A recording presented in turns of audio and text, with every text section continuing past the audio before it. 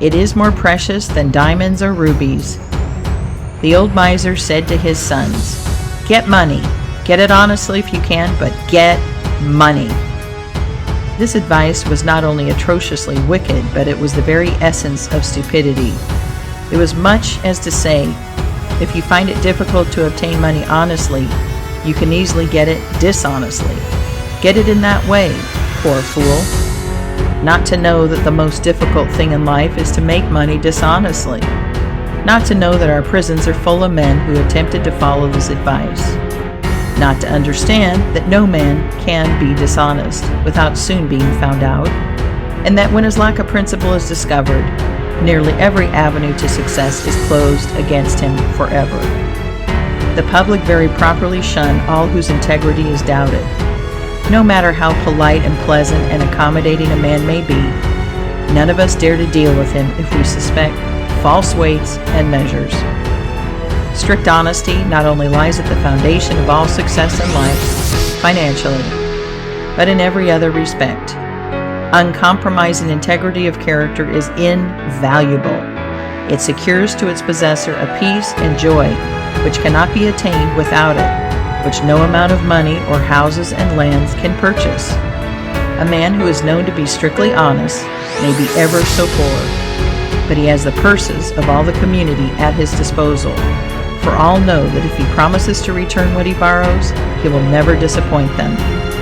As a mere matter of selfishness, therefore, if a man has no higher motive for being honest, all will find that the maxim of Dr. Franklin can never fail to be true, that honesty is the best policy. To get rich is not always equivalent to being successful. There are many rich, poor men, while there are many others, honest and devout men and women, who have never possessed so much money as some rich persons squander in a week, but who are nevertheless really richer and happier than any man can ever be, while he is a transgressor of the higher laws of his being. The inordinate love of money, no doubt, may be and is the root of all evil. But money itself, when properly used, is not only a handy thing to have in the house, but affords the gratification of blessing our race by enabling its possessor to enlarge the scope of human happiness and human influence. The desire for wealth is nearly universal, and none can say it is not laudable, provided the possessor of it accepts its responsibilities and uses it as a friend to humanity. The history of money getting, which is commerce, is a history of civilization, and wherever trade has flourished most, there too have art and science produced the noblest fruits. In fact, as a general thing, money-getters are the benefactors of our race. To them, in a great measure, are we indebted for our institutions of learning and of art, our academies, colleges, and churches.